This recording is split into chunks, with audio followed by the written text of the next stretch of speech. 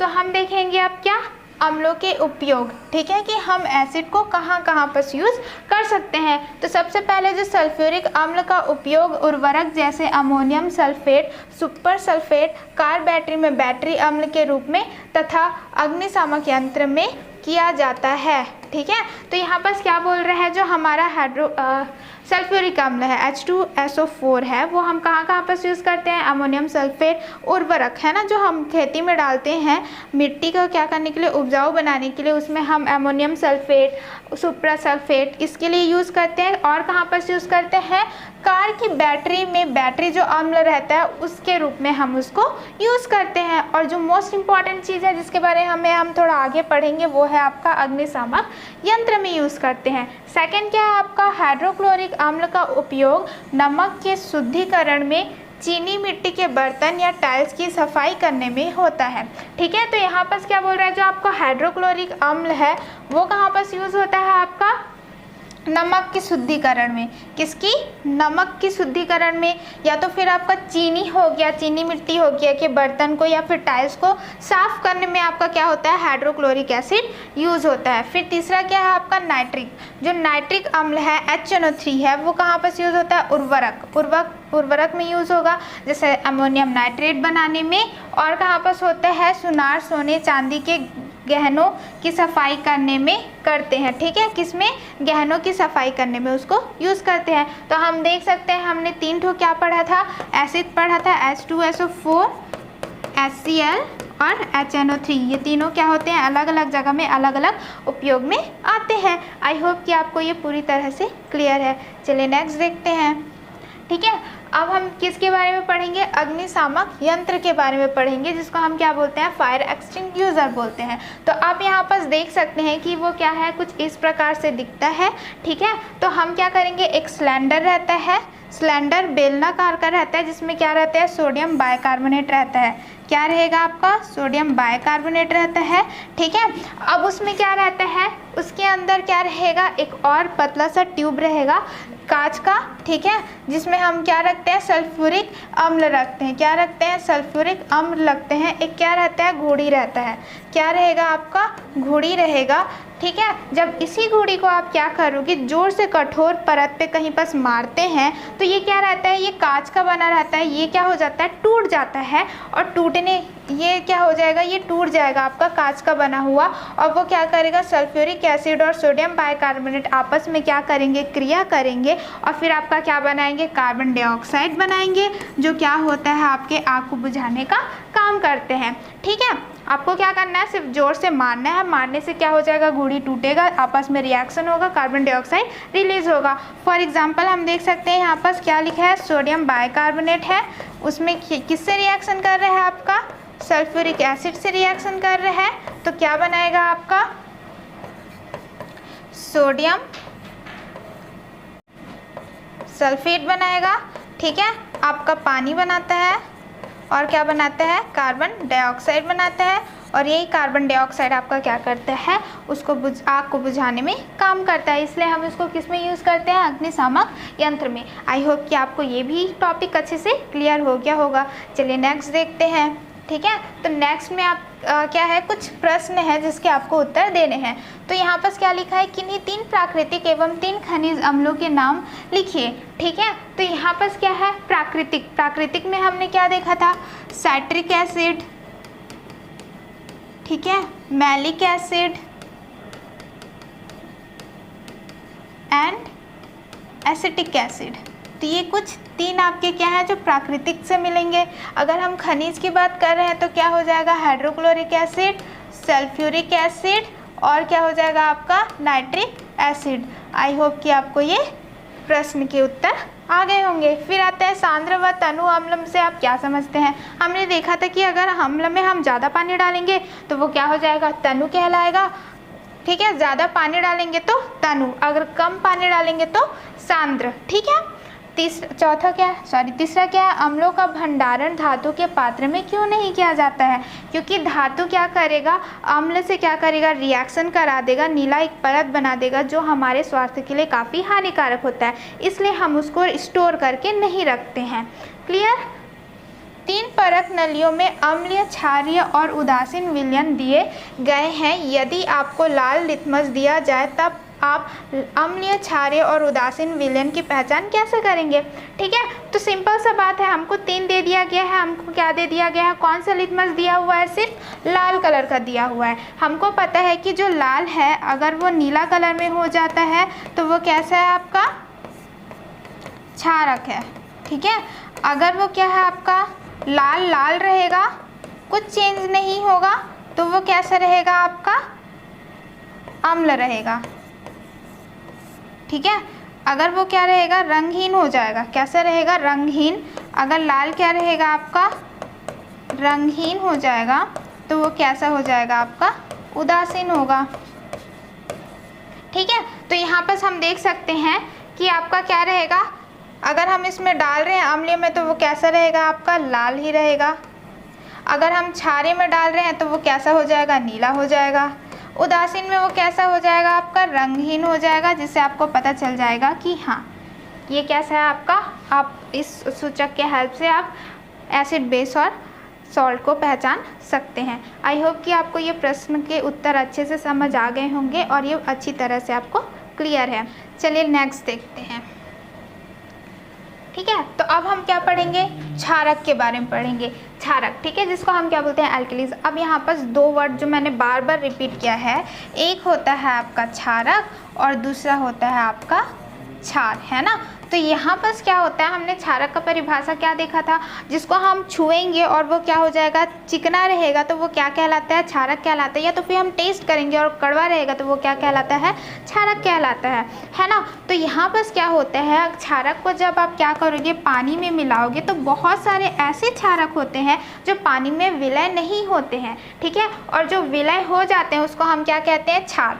ठीक है, क्षार अगर पानी में विलय है तो क्या हो जाएगा, क्षार कहलाएगा। अगर नहीं है तो फिर वो नहीं कहलाएगा। क्लियर, इसको इंग्लिश में क्या बोलते हैं, एल्कली बोलते हैं। चलिए, तो यहाँ पर क्या है, जो क्षार शब्द का उद्भव अरबी के शब्द एल्कली है ना, एल्कली से हुआ है। किससे हुआ है, एल्कली से हुआ है, जिसका अर्थ राख होता है। क्या होता है, राख होता है। और राख के रासायनिक गुण क्षारीय होते हैं। क्या होते हैं, उसका अर्थ क्या हो रहा है, एल्कली मतलब होता है राख। राख का अगर हम गुण देखेंगे तो कैसा होता है, क्षारीय, यानी कि वो चिकना रहेगा। ठीक है, ऐसे क्षार जो जल में विलय होते हैं उसे क्षार कहते हैं। ठीक है, ऐसे क्षारक, सॉरी ये क्या हो जाएगा आपका, क्षारक हो जाएगा। ऐसे क्षारक जो जल में विलय होते हैं उसे हम क्या कहते हैं, क्षार कहते हैं। आप क्या कर सकते हैं, खाने का सोडा ले सकते हैं, उसको आप क्या करोगे, चूने का पानी ले सकते हैं। अगर आप उसको उंगली के बीच में ऐसे करके घिसेंगे तो आपको क्या लगेगा, चिकना लगेगा। ठीक है, तो ये जो चिकना लग रहा है इसका मतलब क्या है, वो क्षारक है। आई होप कि आपको इसमें से कोई डाउट नहीं है। तो चलिए आगे देखते हैं। ठीक है, तो हम क्या करेंगे, क्षार को अच्छे से समझने के लिए एक और क्रियाकलाप करेंगे। तो इसके लिए हमको क्या आवश्यक सामग्री चाहिए। ठीक है, तो हमको चाहिए मैग्नीशियम का फीता, गर्म करने का साधन, परख नली, चिमटी, जल, लाल तथा नीला लिथमस पेपर। ठीक है, आदि। यहाँ पर थोड़ा सा करेक्शन है, लाल तथा नीला लिथमस पेपर हमको चाहिए। तो सबसे पहले हम क्या करेंगे, मैग्नीशियम का फीता को हम क्या करेंगे, चिमटा के हेल्प से क्या करेंगे, पकड़ेंगे, माचिस से उसको जलाएंगे। ठीक है, जब वो जलाएंगे तो क्या हो रहा है, वो जल रहा है ना, आपको रोशनी देगी और राख मिलेगा। तो वो क्या हो रहा है, आपको ऑक्सीजन से क्या कर रहा है, क्रिया कर रहा है। तो वो कुछ इस प्रकार से होगा, ये मैग्नीशियम है, ये ऑक्सीजन है, वो क्या बनाएगा आपका, मैग्नीशियम ऑक्साइड बनाएगा। क्या बनाएगा, मैग्नीशियम ऑक्साइड बनाएगा। फिर इसको आपको क्या करना है, पानी में डाल देना है। ठीक है, क्या करना है, पानी में डालना है, तो वो क्या बनेगा आपका, मैग्नीशियम हाइड्रोक्साइड बनेगा। अब इसी को हम क्या करेंगे, लाल लिथमस पेपर, नीला लिथमस पेपर है ना, उससे हम चेक करेंगे तो हमको क्या मिलेगा, जो लाल है वो कैसा हो जाएगा आपका, नीला कलर में चेंज हो जाएगा। जिससे हमको क्या पता चलेगा, जब कोई सा भी धातु आपका क्या करता है, ऑक्सीजन से क्रिया करके उसका जो ऑक्साइड बनाता है, अगर हम उसके ऑक्साइड को क्या करेंगे, विलयन बना देते हैं और उसको क्या करेंगे, हम चेक करते हैं, तो वो क्या हो जाता है, लाल से नीला हो जाता है। जिसका अर्थ होता है कि वो कैसा नेचर का है, क्षारीय नेचर का है। ठीक है। तो इस प्रकार से आप बना सकते हैं। वैसे ही अगर आप पोटेशियम को क्या करेंगे, पानी में मिलाएंगे तो पोटेशियम हाइड्रोक्साइड बनेगा। वैसे ही आप सोडियम को पानी का विलेन बनाएंगे तो सोडियम हाइड्रोक्साइड बनेगा। और वो सारे कैसे रहेंगे, आपके नेचर में क्षारीय रहेंगे। ठीक है, आई होप कि आपको इसमें कोई डाउट नहीं है।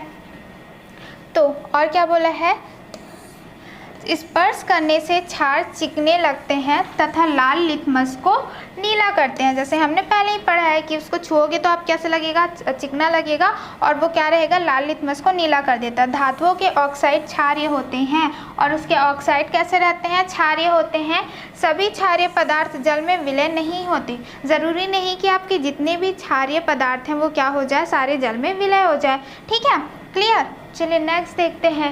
अब हम क्या देखेंगे, क्षारों के उपयोग, मतलब कि आप क्षार कहाँ कहाँ पर उपयोग कर सकते हैं। साबुन, दवाई, कागज़, विरंजक चूर्ण, ब्लीचिंग पाउडर आदि के निर्माण में। ठीक है, तो ये सारे के निर्माण में आप क्या करते हैं, बेस को यूज़ करते हैं।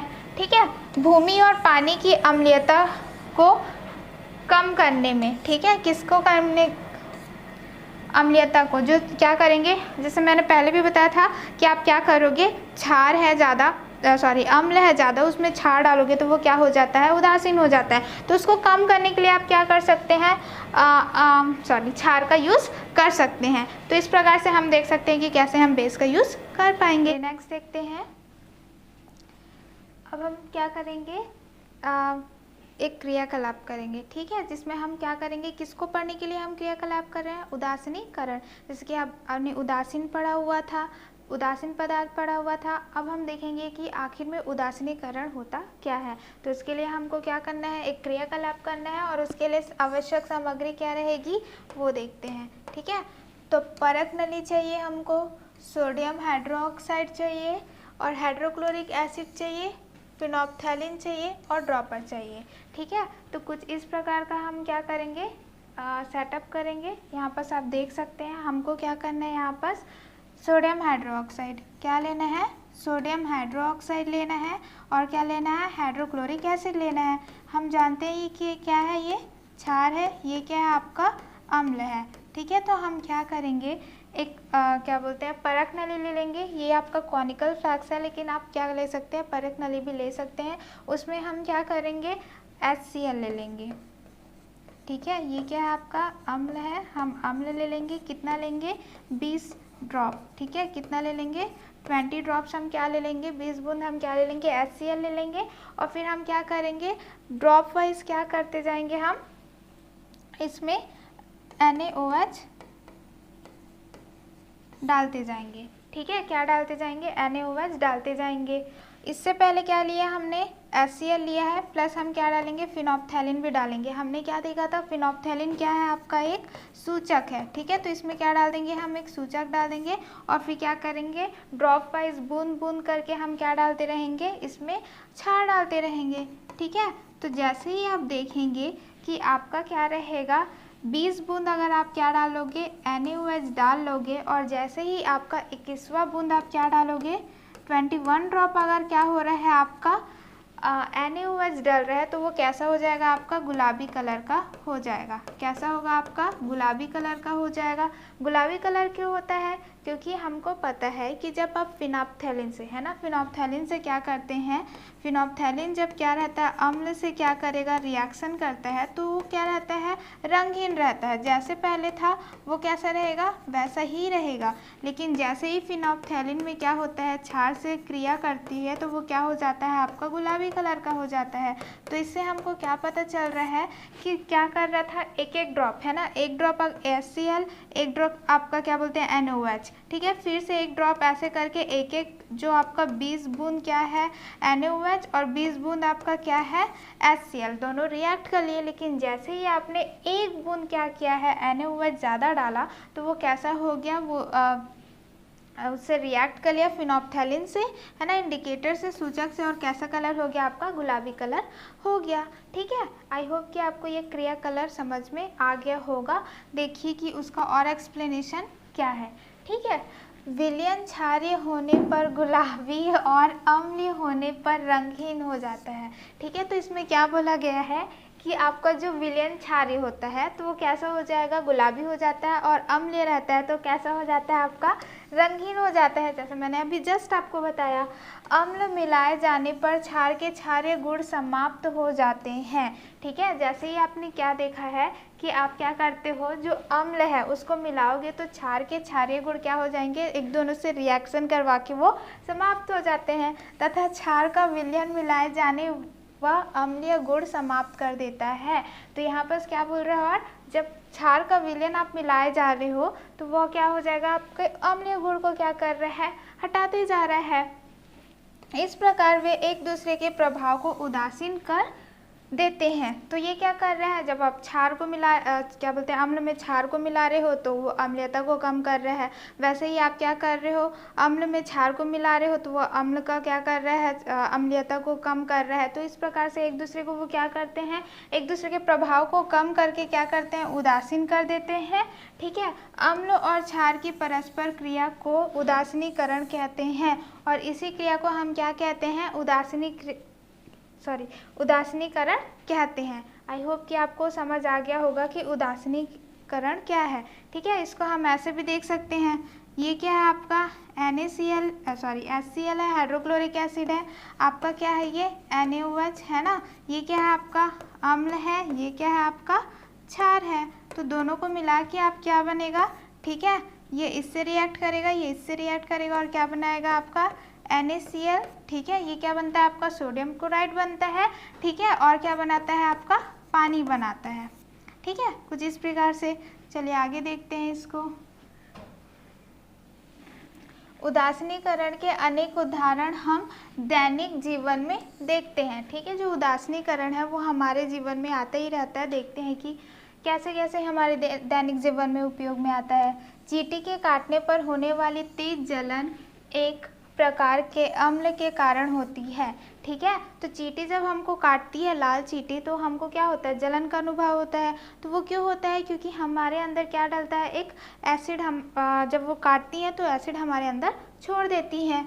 यदि उस स्थान पर कपड़े धोने का साबुन या खाने का सोडा लगाया जाए तो उदासीनीकरण के कारण जलन से राहत मिलती है। तो वहाँ पर क्या हो रहा है, हमारे बॉडी में एसिड आ रहा है। वैसे ही हम क्या करेंगे, साबुन डाल देंगे, है ना। तो साबुन क्या है आपका, बेस है, क्षार है, दोनों एक दूसरे से क्या करेंगे, क्रिया करेंगे, और क्या बना देंगे उसको, उदासीनीकरण का क्रिया होगा और उदासीन हो जाएगा। तो वहाँ पर हमको जो जलन होती थी वो जलन नहीं होगी।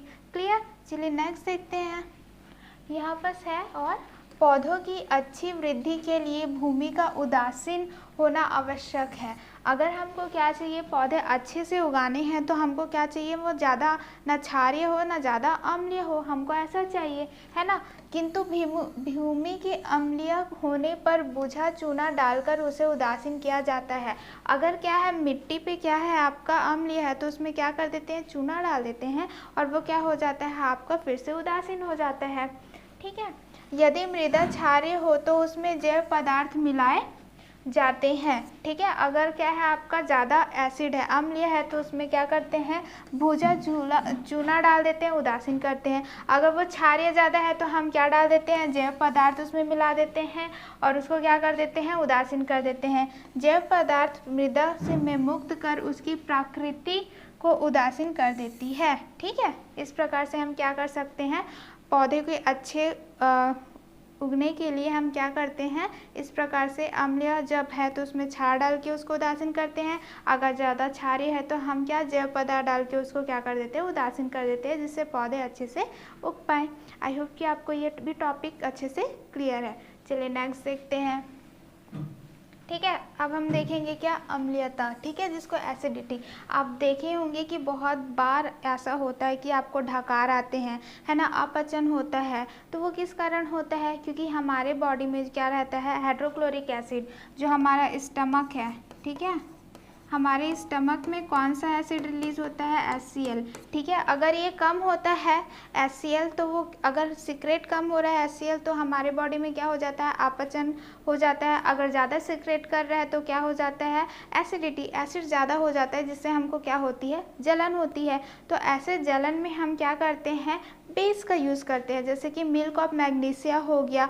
ये क्या है, आपके बेसिस हैं, क्षार हैं, जो अगर आपके स्टमक में है ना, आमाशय में क्या हो रहा है, ज़्यादा एसिड आ रहा है तो उसमें हम क्या डाल देंगे, क्षार डाल देंगे, तो वो क्या हो जाएगा, उदासीन हो जाएगा, है ना। तो इस प्रकार से हम देख सकते हैं कि क्षार को कम करने के लिए हम बेस का उपयोग करते हैं, एसिड को कम करने के लिए हम बेस का उपयोग करते हैं। जैसे यहाँ पर लिखा हो गया दूधिया मैग्नीशिया, है ना। दूधिया मैग्नीशिया मतलब होता है मिल्क ऑफ मैग्नीशिया, तथा इसी प्रकार के अन्य सारे यौगिक की गोलियाँ या विलयन आदि का उपयोग किया जाता है। अब आप जान गए होंगे कि इन गोलियों को प्रति अम्ल एंटासिड, ठीक है, इसको क्या बोलते हैं, एंटासिड बोलते हैं। क्यों बोलते हैं, क्योंकि आप क्या हो रहा है, ज़्यादा आपके बॉडी में क्या होता है, एसिड आती है। तो एसिड के लिए हम क्या करते हैं, गोलियों का यूज़ करते हैं, जिसमें क्या रहता है, आपका क्षार मिला रहता है। इसलिए हम इसको क्या बोलते हैं, प्रति अम्ल बोलते हैं, और इंग्लिश में हम इसको क्या बोलते हैं, एंटासिड बोलते हैं। तो आई होप कि आपको समझ आ गया होगा कि एसिडिटी एक्चुअली में आपके बॉडी में क्यों होती है। क्लियर, चलिए नेक्स्ट देखते हैं। ठीक है, अब हम किसके बारे में पढ़ेंगे, लवण के बारे में पढ़ेंगे। हमने क्या पढ़ लिया, अम्ल के बारे में पढ़ लिया, उसका उपयोग देख लिया, है ना। क्षार के बारे में पढ़ लिया, उसका उपयोग पढ़ लिया। अब हम क्या देखेंगे, लवण, जिसको हम इंग्लिश में क्या बोलते हैं, सॉल्ट बोलते हैं। तो चलिए देखते हैं आखिर में वो होता क्या है। उदासीनीकरण क्रिया में अम्ल और क्षार के मिलने में से पानी और एक पदार्थ प्राप्त होता है, इस पदार्थ को लवण कहते हैं। तो इसमें बोल रहा है जब उदासीनीकरण होता है, मतलब जब अम्ल और क्षार दोनों मिलते हैं तो पानी तो बनता ही है, पर एक और पदार्थ बनता है, और वही पदार्थ आपका क्या कहलाता है, लवण कहलाता है। चलिए उसको एक डेफिनेशन मतलब कि एक क्वेश्चन से समझते हैं। ये अम्ल है, क्षार है, क्या बनाएगा, लवण और पानी। जैसे यहाँ पर क्या है आपका NaOH है, ये क्या है आपका क्षार है, ठीक है। HCl क्या होता है आपका अम्ल है, ठीक है। ये इससे रिएक्ट करते हैं और ये इससे रिएक्ट करता है और क्या बनाता है, NaCl। जो NaCl है वो क्या है आपका लवण है, और ये क्या है आपका पानी है, ठीक है। तो ये दोनों क्या कर रहे हैं, आपका एक पदार्थ बना रहे हैं, जिसको हम क्या बोलते हैं, लवण कहते हैं, ठीक है। लवण एक सामान्य शब्द है, यह केवल नमक के लिए ही नहीं वरन उन सभी यौगिकों के लिए उपयोग में लाया जाता है जो अम्ल या क्षार के बीज क्रिया के कारण बनता है। जैसे कि ये क्या है, लवण जो नमक है, नमक आप सामान्य रूप में भी बोलते हैं, आप खाते भी हैं, है ना। NaCl जो आप खा रहे हैं वो सामान्य रूप में होता है, लेकिन ज़रूरी नहीं है कि हमेशा आपका NaCl बने, ठीक है। आपका ये भी बनता है Na2SO4, ये भी क्या है आपका लवण है। तो इस प्रकार से क्या होता है आपका, बहुत सारे जब भी आपका क्या करते हैं, अम्ल और क्षार क्रिया करते हैं, ठीक है, तो वो क्या बनाते हैं, एक पदार्थ बनाएंगे जिसको हम लवण कहेंगे, ठीक है। आई होप कि आपको ये क्लियर है। चलिए आगे देखते हैं। ठीक है, हम क्या करेंगे, एक क्रियाकलाप करेंगे, ठीक है। किसको समझने के लिए, लवण की प्रकृति को समझने के लिए कि कौन सा अम्लीय है, कौन सा क्षार है, कौन सा उदासीन है, उसको समझने के लिए हम क्या करेंगे, क्रियाकलाप करेंगे। क्रियाकलाप करने के लिए हमको क्या चाहिए, आवश्यक सामग्री चाहिए। तो चलिए देखते हैं क्या क्या चाहिए। हमको 3 परख नलियाँ चाहिए, पानी चाहिए, कॉपर सल्फेट चाहिए, सोडियम कार्बोनेट चाहिए, नमक चाहिए, नीला तथा लाल लिटमस और 3 ड्रॉपर चाहिए, ठीक है। तो सबको हमने क्या किया है, 3 परख नलियाँ ले लिए हैं, ठीक है। 3 परख नली हमको लेना है, और उसमें क्या करना है, एक कॉपर सल्फेट डालना है, दूसरा क्या करना है, सोडियम कार्बोनेट, ठीक है, और क्या करना है, आपको नमक चाहिए। तो इसको करने के लिए हम क्या करेंगे, सब में थोड़ा सा क्या डाल देंगे, पानी डाल देंगे। पानी डाल के उसको हम लोग क्या कर देंगे, विलयन बना देंगे, ठीक है। और हमको क्या चाहिए, अब लिटमस पेपर चाहिए। जैसे ही इसमें क्या रहेगा, इसका विलयन बनेगा, तो हमको क्या करना है, लाल लिटमस पेपर, नीला लिटमस पेपर को 1 बाय 1 इसमें क्या करना है, डालते जाना है, और देखना है कि उसका कौन सा कलर चेंज हो रहा है। हमने पहले भी पढ़ा था कि अम्ल है, और अम्ल में क्या रहेगा, आपका लाल लिटमस पेपर है, लाल को वो क्या करेगा, लाल ही करेगा, कुछ उसमें चेंज नहीं करेगा। ठीक है, अम्ल जब क्या करता है, नीला लिटमस पेपर से रिएक्शन करता है तो वो क्या बनाता है, आपका लाल बनाएगा। ठीक है, तो ये किसका है, आपका अम्ल का हो गया। फिर आता है नीला, है ना, तो नीला जब क्या करेगा, आपका अम्ल से रिएक्शन करेगा तो वो क्या करेगा, आपका लाल बनाएगा। सॉरी, ये कौन सा है, मैं तो बता चुके हैं। ठीक है, हमको क्या करना है, क्षार, है ना, तो यहाँ पर जब क्षार करेगा तो वो क्या हो जाएगा, आपका नीला ही रहेगा।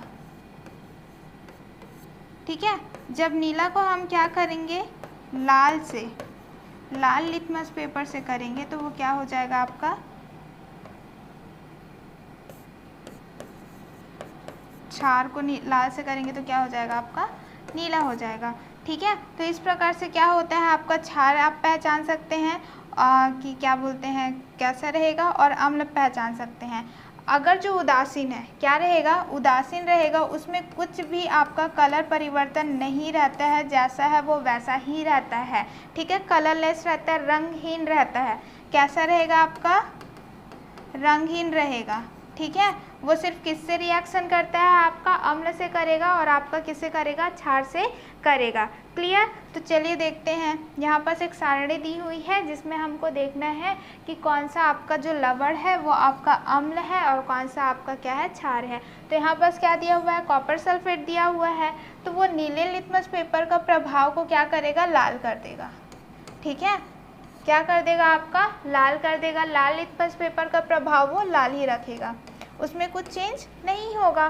ठीक है, फिर अगर हम नमक की बात करते हैं तो कुछ उसमें चेंजेस नहीं होंगे, तो यहाँ पर आप क्या लिखेंगे, कोई परिवर्तन नहीं है। ठीक है, इसमें भी क्या होगा, कोई परिवर्तन नहीं। ठीक है, फिर आता है सोडियम बाइकार्बोनेट। क्या आएगा, आपका सोडियम कार्बोनेट आएगा। ये क्या रहेगा, नीला है तो वो क्या करेगा, नीला ही रहेगा, जबकि जो आपका क्या है, लाल है, उसको क्या करेगा, नीला कर देगा। तो आप देख सकते हैं कि ये वो क्या कर रहा है, आपका कॉपर सल्फेट क्या है, नीले को लाल कर रहा है, सोडियम कार्बोनेट क्या कर रहा है, लाल को नीला कर रहा है। ठीक है, जिससे हमको पता चलेगा ये क्या है, आपका अम्ल है, और ये क्या है, आपका क्षार है, और ये क्या है, आपका उदासीन है। ठीक है, जब कलर आपका लिटमस पेपर हम क्यों यूज़ कर रहे हैं, जानने के लिए कि कौन सा अम्ल है कौन सा क्षार है। तो हमको पता चल गया कि कॉपर सल्फेट क्या कर रहा है, नीले को लाल कर रहा है, और नीले को लाल कर रहा है, इसका मतलब क्या है, वो अम्ल है।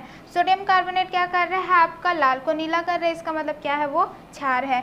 कोई सा भी क्रिया नहीं हो रहा है, इसका मतलब क्या है, वो रंगहीन है, मतलब क्या है, ऐसा उदासीन है। ठीक है, तो यहाँ पर हम देख सकते हैं कि वह लवण जो नीले लिटमस पेपर को लाल कर देते हैं, अम्ल लवण तथा जो, ठीक है, जो क्या कर रहे हैं, देखिए नीले को लाल कर दे रहे हैं, ठीक है, वो क्या हो रहे हैं, आपके अम्ल लवण कहला रहे हैं। और जो लाल लिटमस पेपर को नीला कर देता है, ठीक है, वो क्या कहला रहा है, आपका क्षारीय लवण कहला रहा है। ठीक है, पहले जैसे लिटमस पेपर हम लोग अम्ल और क्या करते थे, क्षार को पहचानने के लिए करते थे, तो बस अब वो क्या है, आपका लवण हो गया, बाकी वो वैसे ही क्या कर रहा है, रिएक्शन कर रहा है। ठीक है, लाल को नीला करना आपका क्या कहलाएगा, सॉरी, नीले को लाल करना अम्ल कहलाएगा, और लाल को नीला करना आपका क्या कहलाएगा, क्षारीय कहलाएगा। ठीक है, बस इसमें हम क्या कर रहे हैं, लवण को पहचान रहे हैं। आई होप कि आप समझ गए होंगे कि आप लवण कैसे पहचान सकते हैं लिटमस पेपर के द्वारा। ठीक है, चलिए आगे देखते हैं कि लवणों के उपयोग है ना, हम कैसे सॉल्ट्स को अपने दैनिक जीवन में यूज़ करते हैं। तो सामान्य लवण या नमक, जिसको हम सोडियम क्लोराइड करते हैं, हमारे खाद्य पदार्थ का आवश्यक अंग है, जो हम डेली यूज़ करते हैं ना, जितने भी खाने बनते हैं, आपने जितने भी सब्जियां बनती है, उसमें क्या करते हैं, हम नमक डालते हैं। तो वो जो नमक है वो क्या है, आपका सोडियम क्लोराइड है, जो आप बहुत ज़्यादा खाद्य पदार्थ में यूज़ करते हैं। यह खाद्य पदार्थ को स्वादिष्ट बनाता है तथा अचार, मछली आदि को ख़राब होने से बचाता है। तो इस आप देखे होंगे कि अचार हो गया है या फिर मछली को ज़्यादा टाइम तक के बचने के लिए क्या करते हैं, नमक डाल देते हैं जो उसको ख़राब होने से बचाता है। तो इस प्रकार से आप क्या कर सकते हैं, सोडियम क्लोराइड को यूज़ कर सकते हैं। कपड़े धोने का सोडा, सोडियम कार्बोनेट, यह कपड़ा धोने का काम में आता है। ठीक है, तो सोडियम कार्बोनेट क्या है आपका क्या बोलते हैं, कपड़े धोने के काम में आएगा। ठीक है, खाने का सोडा जिसको हम बोलते हैं सोडियम बाइकार्बोनेट, यह केक, सोडा, वाटर, शीतल पेय बनाने तथा पेट की अम्लता दूर करने के काम आता है। ठीक है, तो यहाँ पर क्या है, सोडा, खाने का सोडा जिसको हम क्या बोलते हैं सोडियम बाइकार्बोनेट, ये केक हो गया, सोडा वाटर हो गया, कोल्ड ड्रिंक्स आप लोग जो पीते हो उसमें काम आएगा। साथ में क्या रहता है, उसको अम्लता, अगर क्या हो रही है, ज़्यादा आपको आपके बॉडी में अम्ल की सिक्रेशन हो रही है तो उसको भी दूर करने के लिए हम क्या करते हैं, सोडा आपका पीते हैं। ठीक है, आई होप कि आपको उसका यूजेस भी समझ में आ गया होगा। चलिए नेक्स्ट देखते हैं। ठीक है, हमको क्या है, कुछ प्रश्न दिए हैं जिसको हमको क्या करना है, उत्तर देना है।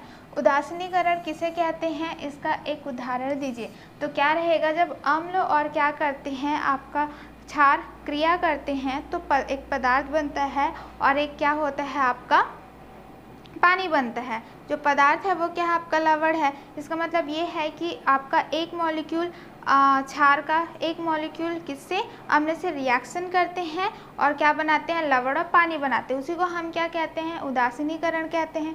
उसका एक हमको एग्जाम्पल देना है, जैसे कि HCl आपका अम्ल हो गया, ये वाला आपने बहुत बार देखा होगा है ना। NaOH आपका क्या हो गया, सोडियम कार्बोनेट, सोडियम हाइड्रोक्साइड हो गया, क्या बनाएगा आपका NaCl, और क्या बनाएगा आपका H2O। तो ये क्या है आपका, देखिए एक एसिड और आपका बेस मिलके क्या बना रहे हैं, आपका उदासीन पदार्थ बना रहे हैं, और इसी प्रक्रिया को हम क्या बोलते हैं, उदासीनीकरण कहते हैं।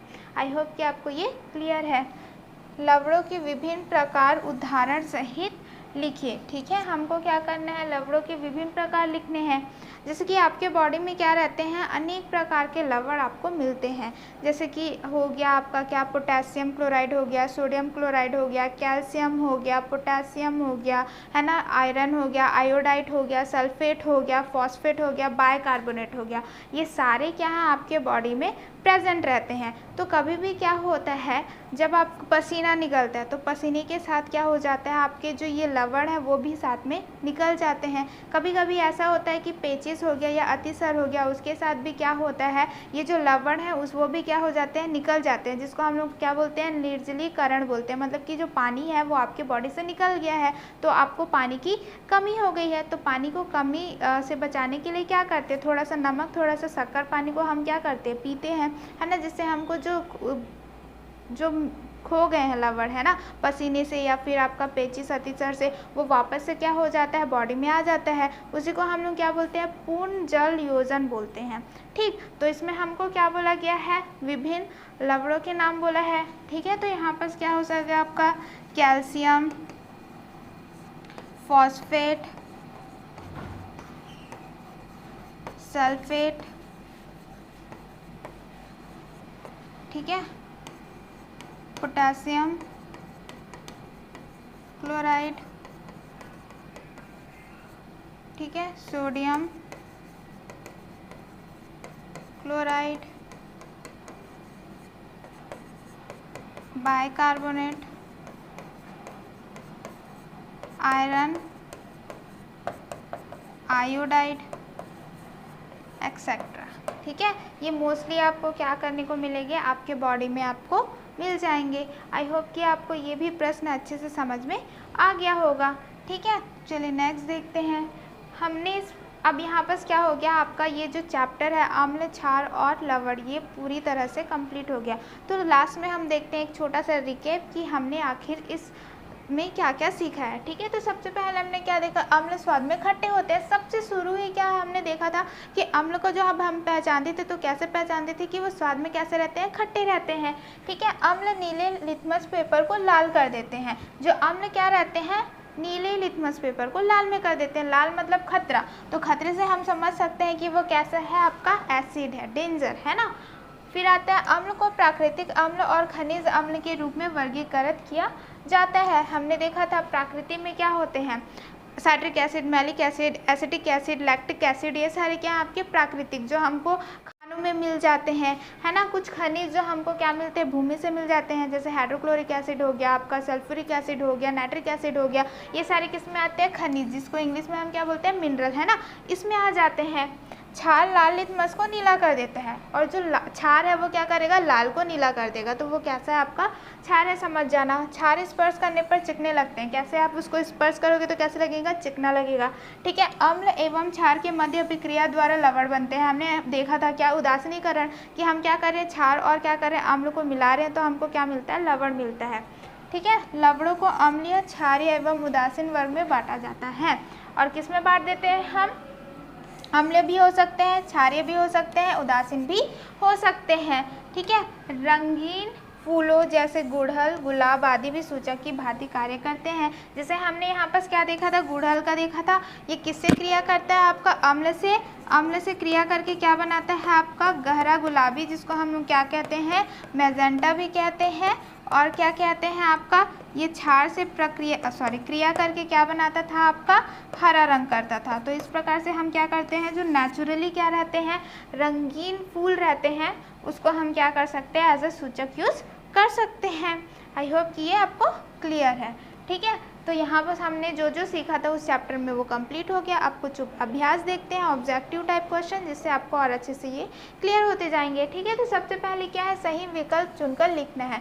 तो सबसे पहले क्या, अम्ल व क्षार की क्रिया द्वारा लवण बनने की क्रिया है, ठीक है। तो हमने क्या देखना है कि यहाँ पर जो अम्ल है और क्या है बोलते हैं आपका क्षार, दोनों क्रिया करके क्या बनाते हैं, अब उस और लवण बनाएगा, ठीक है। तो उस पर क्रिया को क्या कहते हैं, अम्लीकरण नहीं, निर्जलीकरण नहीं, क्षारीकरण नहीं, बचा क्या आपका उदासीनीकरण। तो सबसे पहले हम देखेंगे कि क्या बनाता है आपका उदासीनीकरण, वो प्रोसेस है जिसमें अम्ल और क्षार मिलके क्या बनाते हैं, लवण बनाते हैं, ठीक है। फिर तीसरा क्या है, अग्निशामक यंत्र में यह गैस आग बुझाने के काम आती है, ठीक है। कौन सा गैस है जो आपका क्या करता है, आग को बुझाने में काम आता है, ऑक्सीजन, ये तो जलाने में काम आता है, ठीक है। हाइड्रोजन नहीं, नाइट्रोजन नहीं, कौन सा आता है आपका कार्बन डाइऑक्साइड। तो सही उत्तर क्या है इसका, कार्बन डाइऑक्साइड है, ठीक है। चलिए आगे देखते हैं। यहाँ पर क्या है आपका, कच्चे आम का रस होता है। कच्चे आम का रस को जब आप टेस्ट करोगे तो वो कैसा होता है आपका, उदासीन नहीं होता है, क्षारीय नहीं होता है, वो क्या होता है, अम्लीय होता है। वो कैसा रहेगा आपका, खट्टा रहता है। खट्टा मतलब क्या हो गया आपका, अम्लीय हो गया। तो उसका सही उत्तर क्या है, अम्लीय। फिर हम सेकंड देखते हैं, इसमें क्या है आपका, खाली स्थान भरिए, ठीक है। हमको क्या करना है, खाली स्थान भरना है। तो अम्ल का स्वाद होता है, हमको क्या पता है, अम्ल का स्वाद कैसा होता है आपका, खट्टा होता है। तो उत्तर क्या हो जाएगा, खट्टा, ठीक है। क्षारीय पदार्थ छूने से कैसे होते हैं, चिकने, कैसे होते हैं आपके, चिकने होते हैं, चिकने लगते हैं, ठीक है। तो इसका सही हो जाएगा क्या, चिकने लगते हैं। नमक के विलयन की प्रकृति, ठीक है, नमक कि विलयन की प्रकृति कैसे होती है आपकी, उदासीन होती है,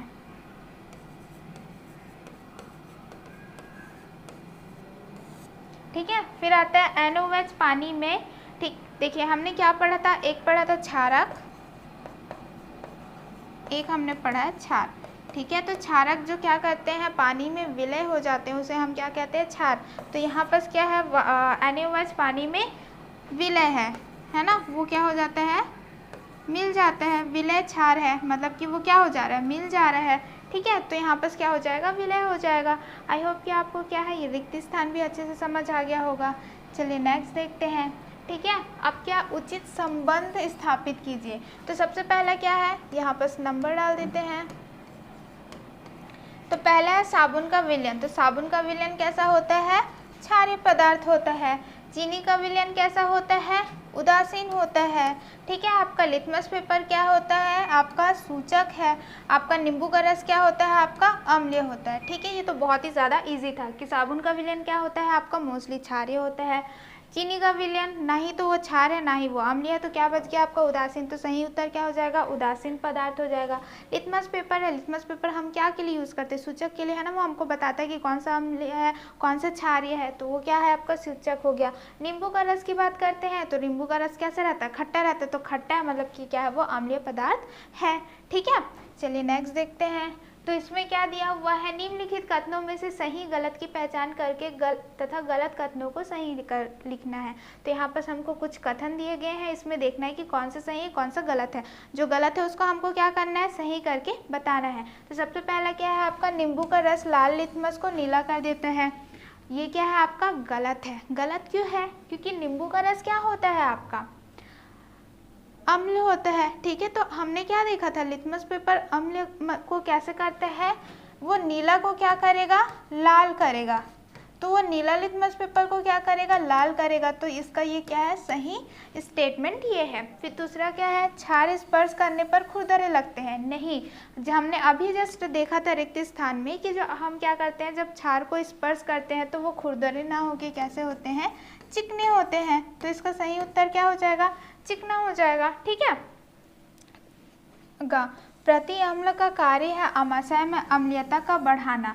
ठीक है, तो प्रति अम्ल मतलब क्या होता है, एंटासिड। हमने जस्ट देखा था कि हम उसको किस लिए यूज़ करते हैं, उसमें जब अम्लीयता ज़्यादा हो जाता है तो उसको कम करने के लिए हम यूज़ करते हैं। तो स्टेटमेंट क्या हो जाएगा, प्रति अम्ल का कार्य हम आमाशय में अम्लीयता को कम करने के लिए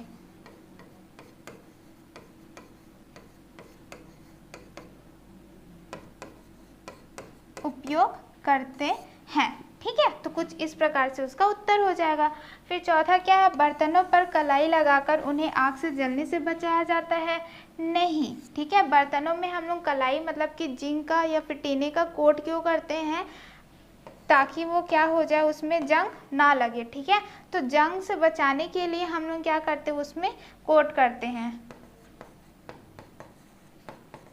इससे बचाने के लिए हम क्या करते हैं, कलाई का उपयोग करते हैं। ठीक है, आई होप कि आपको ये जो गलत स्टेटमेंट था वो आपको अच्छे से समझ आया होगा कि कहाँ पर ये गलत बोला जा रहा है।